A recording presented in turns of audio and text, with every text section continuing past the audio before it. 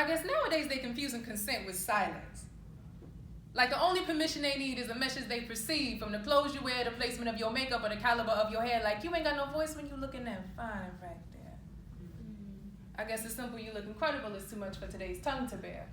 Gotta go ahead and say it with your hands instead. See, that's something I don't understand right there, but nowadays the pendulum swings both ways.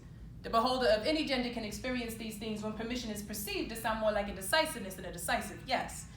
As if I don't know sounds more like yes than it does no. This goes to show that our learned behavior has more to do with taking control than it does understanding the flow of the body you decided you wanted to get to know. But let's be honest. Who's been teaching us this?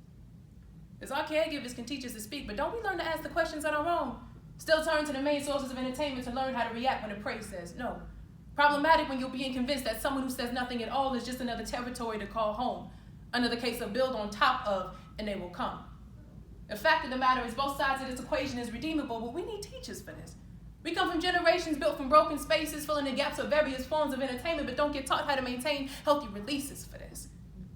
For example, how many scenes of sensuality have you seen on a TV screen in which consent is explicitly acknowledged before anything starts entering?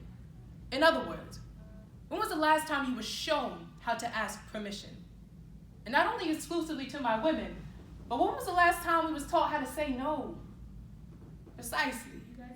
See, this is the very fact that becomes dividing. When the act of deciding is written out of the storyline, we lead ourselves into narratives of consumable, giving a whole nother connotation to what you finna get into, never mind the truth that reality can teach you. As a youth, I was trained to minimize anything that seemed too alarming, and you taught that to take control is simply to embody a role, as if my body be a character simply draped on your skin and left on your sheets after the curtains close, instead of something sacred, instead of a home. And I'm sorry. There is no cure for the sickness that makes the person reach into the lung and steal a yes from a declining chest, but for those of us still uneducated about the act of sex, yes, we are still waiting for the classroom to keep up with the world outside of it.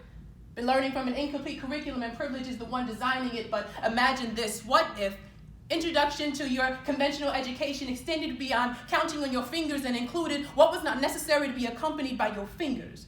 What if introduction to conventional education extended beyond, hi, my name is, I'm hungry for, thank you, and ventured toward, are you ready to? Are you comfortable? Is it acceptable? To demand from anatomy that we begin to expand beyond this is the body to this is a home. Knock first. And baby, make sure your doorbell works. Enter when you are welcome.